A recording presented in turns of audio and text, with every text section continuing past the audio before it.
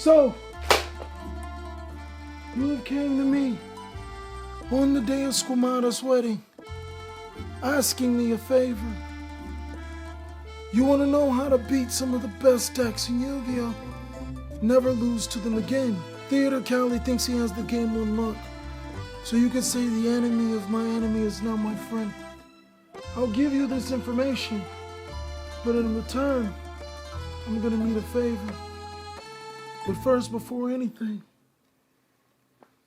how's Squamata doing? What's going on with ya, big dog? And it is an amazing day for Yu-Gi-Oh!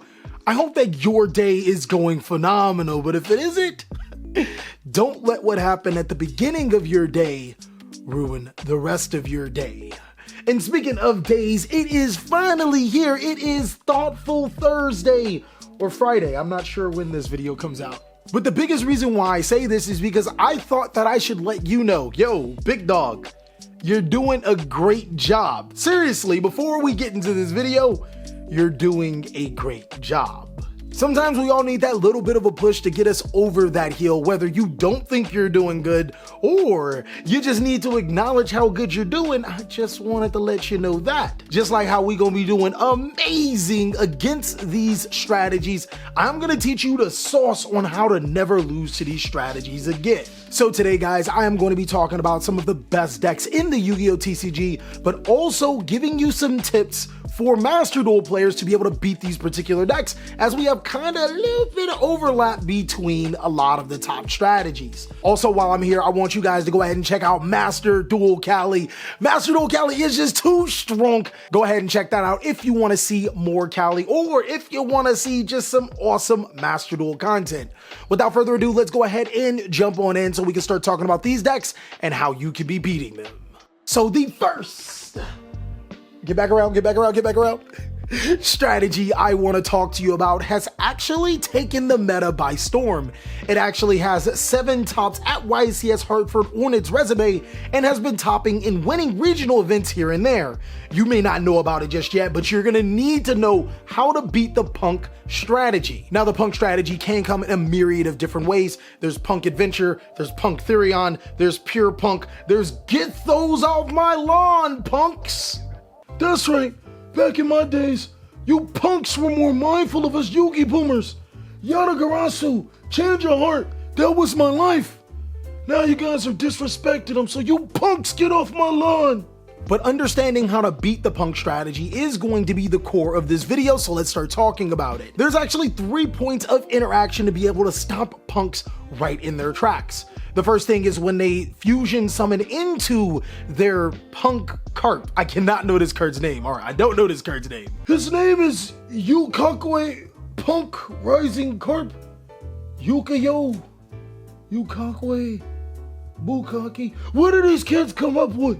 Yugioh P.U.N.K Rising Carp can be the starting point for a P.U.N.K player, and if they summon that card to their side of the field, you absolutely want to stop this card. The best thing about this is that Rising Carp is an ignition effect, and your opponent will need to declare the effect of this card to be able to gain it. That's actually going to give us a lot of leeway.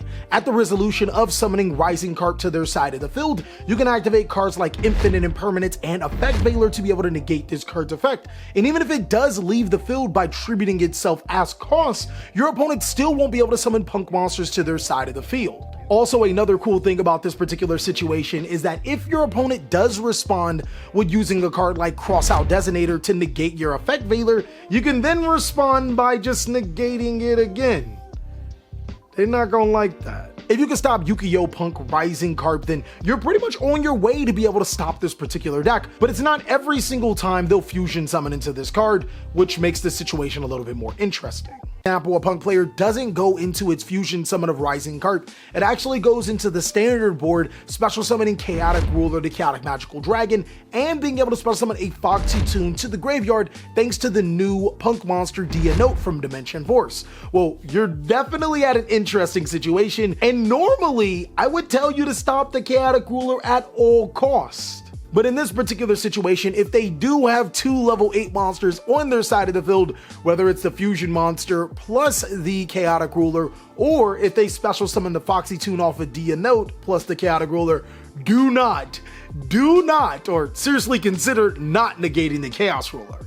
And I know what you may be thinking. They may not have a light monster in graveyard. They may not have a dark monster in graveyard. If I stop Chaotic Ruler, not only do I prevent them from adding a light or dark from their deck to their hand, I also prevent them from milling a lot of cards to be able to follow up. Well, unfortunately, there just so happens to be a monster named the Zombie Vampire. That's the card you want to stop. Not only will zombie vampires send light and dark monsters to the graveyard to allow them to more often than not summon Chaotic Ruler if they don't have light and dark monsters in their hand, it can also reveal the information of the deck that you are playing and allow them to special summon an extender, which is more often than not a tuner, to start off the Hockley Fabrics plays. So against the P.U.N.K deck, you genuinely have to pick your poison. If you see 2 level 8s, then don't hate. But if you see the level 8 Chaotic Ruler and they summon a P.U.N.K tuner trying to go into the Hockey Fiber play, you better hate.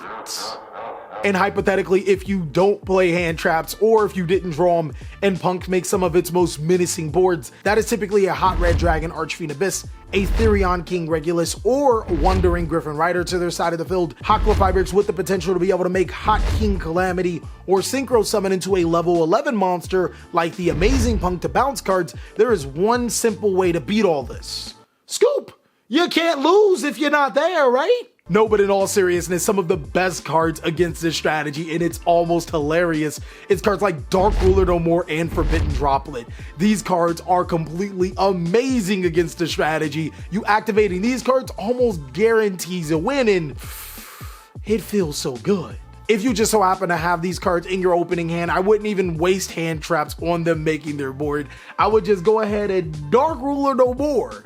Bonus points, if you have Forbidden Droplet, you can actually chain this in response to their Hockley Fabrics to negate the Formula Synchron and other cards alike, preventing them from advancing their game state. Regardless on whatever the P.U.N.K deck initially wants to make, it actually needs you to be able to start your main phase, and if you start your main phase with something to completely stop the Hockley Fabrics or remove from the equation, well, you're just dealing with a couple of simple negates. Now, besides Dark Ruler No More, my favorite cards against the P.U.N.K strategy is actually Droll and Lockbird. Reason being is because a lot of times the P.U.N.K strategy will set up with a Therion King Regulus or a Wandering Griffin Rider, but in order for them to get to that, they actually need to search. A Droll and Lockbird not only ends their entire turn because it prevents them from searching on their engine side, it actually prevents them from searching into Therion King Regulus if they're trying to use their Lily Borea, and the Wandering Griffin engine, well, I mean, haha, yo, we got 'em, boys. Now, my Master Duel and TCG players, allow me to reintroduce the strategy that just keeps making this meta counter guide in Swordsoul. I think this is the 3rd time I've went over the Swordsoul strategy, but in fairness, it has evolved over the course of a year, so it definitely deserves to be on this counter guide. Swordsoul's biggest draw in both Master Duel and the TCG is that hand traps outright feel useless against it. Cards like Ash Blossom and Joyous Spring, often regarded as the best hand trap in Yu-Gi-Oh!, especially for the TCG, can genuinely only stop Incredible Ecclesia or Swordsoul Emergence. Well, that's normally not enough if they have a good enough hand. Unfortunately, there's really no advice for Ash Blossom against a Swordsoul matchup other than using it on the first chance that you get. Swordsoul Emergence and Incredible Ecclesia are your best targets for the card. Use it deliberately. But I can give you a little tip. If your opponent does start off with normal summoning Incredible Ecclesia, using Ash Blossom and Joyous Spring on the Incredible Ecclesia is a good thing. The reason why I say this is because if a Swordsoul player does start off with Incredible Ecclesia, more often than not, that's their only way combo line. Another problem with going against a Swordsoul deck is that it's just so consistent and powerful. Using cards like Effect Veiler and Infinite Impermanence on monsters like Taie and Moye don't feel good unless you've already broken their board and they're trying to get back into the game. With that in mind, saving your Effect Veiler and Infinite Impermanence to use on their Swordsoul Shishao is actually the correct move in the long game, and allow me to explain why. If you are using Effect Veiler or Imperm onto the Taie, all I can say is you big goofy. This is exactly what I want you to do. I can activate Heavenly Dragon Circle, allowing you to tribute off the monster that you just targeted, get my free token, and a search for the follow-up. You already know what it's gonna be. Tenye Spirit Shatana sounds like one of my exes. Definitely sounds like a black girl. Can summon herself to the side of the field and make the Shishao anyways. Too strong, boy. But on the flip side, using this on a Shishao, I can Heavenly Dragon cycle it, but I lose my negate. I don't get the token. I've already used Xiao's effect, and Blackout obviously is not going to work here because I just lost my Worm Monster. Now Swordsoul players can see the benefit of playing Heavenly Dragon Circle and Shatana inside of their Swordsoul decks, and other players can see how this can definitely go wrong if you are trying to hand trap those monster effects. Ironically, going against a Swordsoul board is disrespectfully easy, especially if you're playing in the TCG. In the TCG, we got a new Swordsoul Synchro that pretty much allows us to draw forever. I mean, think about it. You got Moye. You got the Swordsoul Synchro that I cannot say its name. I'm just gonna call him Sovereign. You got Pot of Desires. You get your draw phase and you too strong. We drawing forever. But the big problem with this line is that your inboard has no spell or trap negates. Just Raigeki them. Like, I got Raigeki before playing this deck and I felt disrespected. Not a single Swordsoul player makes bet on the floor on the opening turn in the TCG. It is extremely disrespectful how we get, but hey, I like to draw cards, and most competitive great Swordsoul players do the exact same thing. But even if a Swordsoul player does make bet on the floor, which is arguably better going second than first, activating Raigeki and chaining droplets or forcing them to use the bet on the floor and then Raigekiing them, that's almost an OTK because this deck almost has like no clapback. Like, you see the girls that be looking nice up top and got nothing down back? Yeah, that's Swordsoul players. We nice with that front row, but after you beat that board, it ain't, oh man, it's depressing. Some other cards that work extremely effective against the Swordsoul strategy is Dimensional Barrier. I personally feel Master Duel players should seriously consider just main boarding Dimensional Barrier. That can not only beat Despia, it can beat Swordsoul, as well as a whole bunch of other strategies. And then of course, there's Token Collector. That card, yeah, that's not good for Swordsoul players either. You're stopping my tokens? Why? I need my tokens. If you ever come across a decision to be able to either get rid of the monster that they summoned or the token that the monster produces, more often than not, it's best to get rid of the token. I know that the token locks you into synchro summoning while it's on the field, but this is a synchro deck. Unless you dimensional buried them already, this ain't gonna work out the way you think it's gonna work out, dog. Even in the TCG, now the Tingy monsters can summon themselves and just synchro to 11. It don't work out the way you want it, dog. It ain't going this way, big fella. I also would not recommend any continuous floodgates against the Swordsoul strategy because Vashuda is a real Yu-Gi-Oh card, and if you guys are playing Nibiru, I wouldn't necessarily recommend that in the sideboard because a Swordsoul player may be a little iffy on that, but if you play Nibiru in the main board, sheesh! You just out there disrespecting all Swordsoul players, dog. They ain't gonna like that. No Swordsoul player, actually almost no player in Yu-Gi-Oh respects Nibiru. If you're main boarding it, you might just steal more games than you think. Now again, for both the TCG and Master Duel, Despia is regarded as one of the best strategies in Yu-Gi-Oh!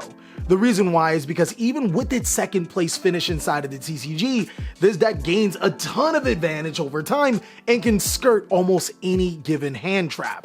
This leaves you a really interesting conundrum on what cards to stop for the TCG and Master Duel alike, and don't worry, I'm gonna reveal the sauce for both. For you TCG goers, there's actually a lot of interaction that we have to cover. The first thing I want to cover is Branded Loss. This card literally makes almost every single hand trap in Yu-Gi-Oh! Pretty much useless against this strategy because not only does it prevent you from negating the activations of their fusion cards, also on top of that, you can't activate cards in response to when they fusion summon. The most amazing piece of information that I want to share to you is that Ash Blossom and Joyous Spring does not negate the activation of a fusion spell card. So when your opponent does use Branded Fusion, you can use Ash Blossom and Joyous Spring to be able to negate that effect. Same thing goes for Therion King Regulus. It can actually negate Branded Fusion regardless if Branded Loss is on the field because it doesn't negate the activation, and that's something that Branded Loss is looking for. I genuinely hope that I didn't piss TheCali off for letting you know that information.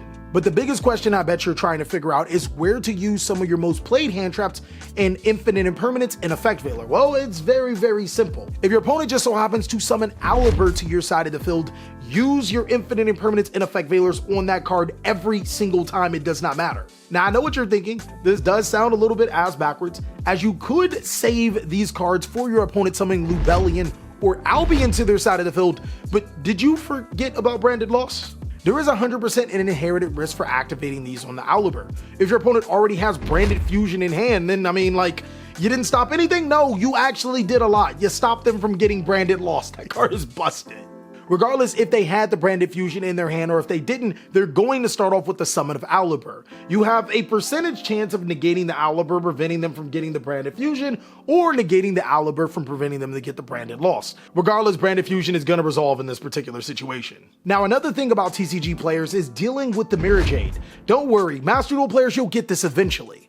But Mirror Jade has two effects. The first effect is being able to send a card that lists Owlbears from the extra deck to the graveyard as cost to banish a monster on the field. There's actually really cool interactions with that. The first thing is that if your opponent uses this effect and you are able to get rid of all of your monsters, they have to banish their own monster. The second is if they send a monster like Albion the Shrouded Dragon from their extra deck to the graveyard, that card actually activates in the end phase. So anytime during the turn, if you can get rid of the card, maybe putting it back into their extra deck or banishing it, they won't be able to activate Albion's effect to be able to get a branded card. Lastly, one of the most ridiculous hacks to beating Mirror Jade is its last effect. If it leaves the field by your card effect, it can obviously wipe your whole board. This doesn't apply if you return the card to the extra deck. Now, call me old school boomer Cali, but using a card like Compulsory Evacuation Device, I think that's the best way to say it because other cards are like theme specific. To return Mirror Jade to the extra deck will not trigger its effect to be able to destroy all cards on your side of the field. Do with that information which you must. And the last point of interaction when dealing with the branded Despia deck, this is for you Master Duel players as well as the TCG players, is dealing with branded in red. This card needs to return an Owlbear or a Despia monster from the graveyard to the hand in order to fusion summon, so it's pretty easy.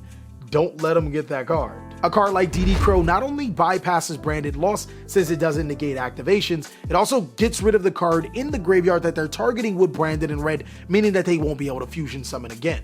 DD Crow also has other applications like being able to banish what they target with Despian Tragedy in the graveyard, preventing them from setting that branded card back to their side of the field. Then there's the super secret tech card in Foolish Return. This is literally DD Crow but on drugs. Not only does it allow you to return that card to the deck, meaning that branded in red will still fizzle, it actually can stop a Lubellion, so yeah. Reason being is that you can return cards like Fallen and Owlbear back to the deck, and since they do need Owlbear to fusion summon and it's no longer in the graveyard or banished, yeah boy, too strong. Some of the best ways to out the Despia strategy is actually Mystic Mine. It's a reason why it's seen so much play at the YCS, because Despia doesn't have a single spell or trap disruption inside of the deck. Sliming a Mystic Mine on your side of the field and be like, yo, I'm just gonna wait till I get enough resources to beat you is actually the way. There's also Dimensional Barrier for when you're going first. This is a deck that is exclusively a fusion-based deck, so this can pretty much end their turn. And then, of course, for the Frightfur variants, which is the most competitive right now, Drolan Lockbird, yeah, it does wonders. Drolan Lockbird prevents players from adding from the deck to the hand. That includes drawing. So activating a Drolan Lockbird when they activate Owlbear prevents them from using a Lore of Darkness, also prevents them from using their Albion Shrouded in hand, Edgem Chain, and of course Frightfur Patchwork. That can shut down their entire deck. And lastly, what I want to talk to you guys about is a engine. I love talking about engines because they're so simple sometimes. Therions are ridiculously busted, guys. Therion is an engine that is played in so many different decks, but there's actually some really cool ways to defeat them. The first thing you have to worry about is their Therion King Regulus. This is a monster that allows you to Omni-Negate, and again, since I said it earlier, it doesn't negate the activation, it negates the effect, meaning that it can play around cards that say, you can't negate that. Yeah, the best way to deal with the Therion engine, I'm telling you guys, destroy that field spell. Therion Discolosim is literally one of the most broken field spells ever printed. It allows you to search a Therion, it protects your monsters, it doesn't have to be a Therion, and it lets you get Therion cards. A well-timed Cosmic Cyclone, Mystical Space Typhoon, or Twin Twisters will do you so many wonders. The bonus point to this is that you can actually force certain effects. If your opponent equips Therion King Regulus to one of your Therion monsters and you activate Twin Twisters, well, they kind of have to use the effect of Regulus right there, or they're gonna lose that equipment effect. Also, I said it before and I'll say it again, being able to DD Crow the monster in their graveyard before they activate their Therion monster if it is the only target is Virtuoso, as a lot of Therion engines genuinely struggle with putting card typings in the graveyard that match with their Therions. Last but not least, Trolling Lockbird on the effect of Therion Lily Borea is like a turn-in for almost any deck that incorporates Therion inside of the deck. Reason being is because a lot of those decks that incorporate the Therion engine search afterward. Lily Borea is normally their first point of interaction. Not only will they not be able to get the Regulus through their field spell card, they also won't be able to get their normal dex progression combos, meaning that they'll probably just end their turn with a Borea and they're gonna look pretty, like with just that on their field. There is one thing I have to say. I genuinely feel betrayed by Callie. Not only has that peasant told you everything to beat Despia, Callie the Don has broken our pact, but it is I, Theater Callie, with my mask now, here to ruin the meta. Mirror Peasant, if you wish to see more of this amazing content, go ahead and check out these videos. They have everything that you need, especially nothing about being Despia. Well, I guess that one does. And if you want to see Master Duel Callie, he's not as theatrical as I am, but he'll do. You can go ahead and check out Master Duel Callie right there. I guess I'll see you on the next stage.